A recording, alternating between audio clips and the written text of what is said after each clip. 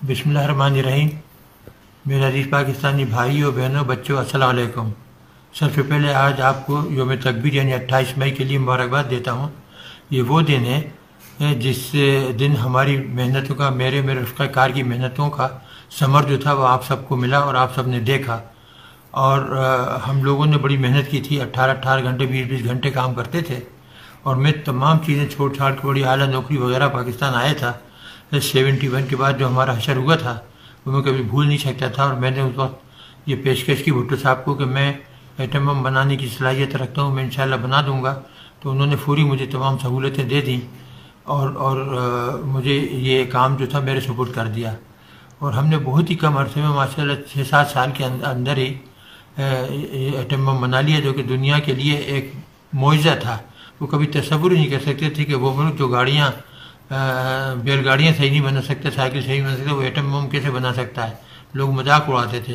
लेकिन जब हमने बनाया और मैंने दिसंबर 84 को जनरल ज़िया को लिख कर दिया, तारीख में मौजूद है वो ख़त कि जी हमने एटम बम बना लिया और हम 1 हफ्ते के नोटिस पर उसको धमाका कर सकते हैं।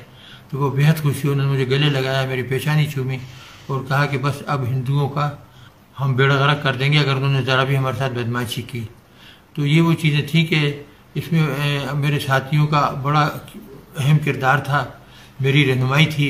सुबह से शाम तक हम काम करते थे और हमने बहुत तेज़ी से ये बनाया, बल्कि ना सिर्फ एक बनाया, कई बना दिए थे। और जनरल ज़िया से कहा था कि आप जब हुक्म देंगे तो हम धमाका करने को तैयार हैं।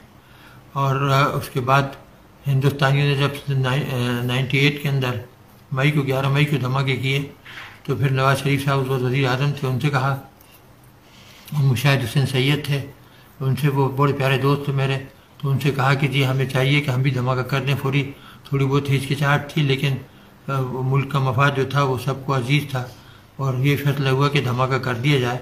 और फिर हमने हिंदुस्तान के 5 के बदले 6 धमाके कर दिए और उनका मुँह हमेशा हमेशा के लिए बंद कर दिया। उससे चंद दिन पहले यानी अप्रैल में हमने लॉन्ग रेंज मिसाइल बनाई थी, जो कि 1500 किलोमीटर जा सकती थी और ये एटम बम लेकर जा सकती थी।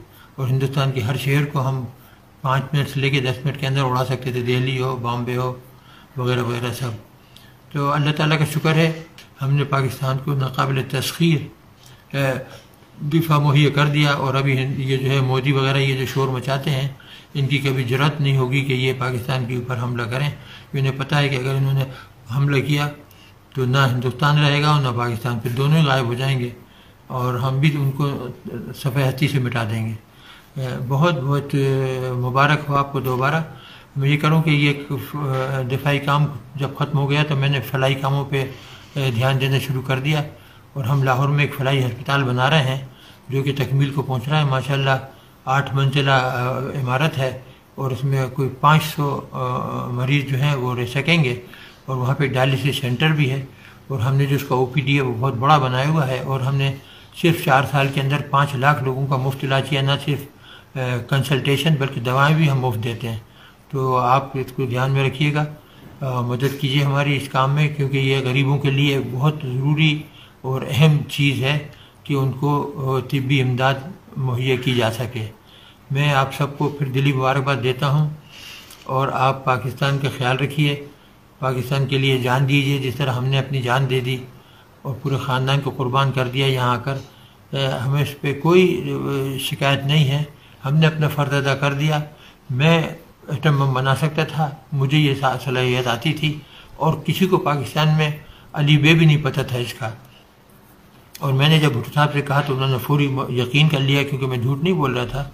और फिर पूरे प्रोग्राम के हेड गुलाम इसाक़ साहब थे, जो कि 76 से लेकर 93 तक, और उनका जो ख़त था जाहिद मलिक साहब को लिखा था उन्होंने, शाहिद रहमान साहब, उसमें उन्होंने पूरी तफसील लिख दी थी कि किस तरह मैंने और मेरे रफ़्क़ा कार ने दिन रात मेहनत करके एटम बम बनाया था और किस तरह मुल्क को नाकाबिल तस्खीर दिफा मुहैया किया था।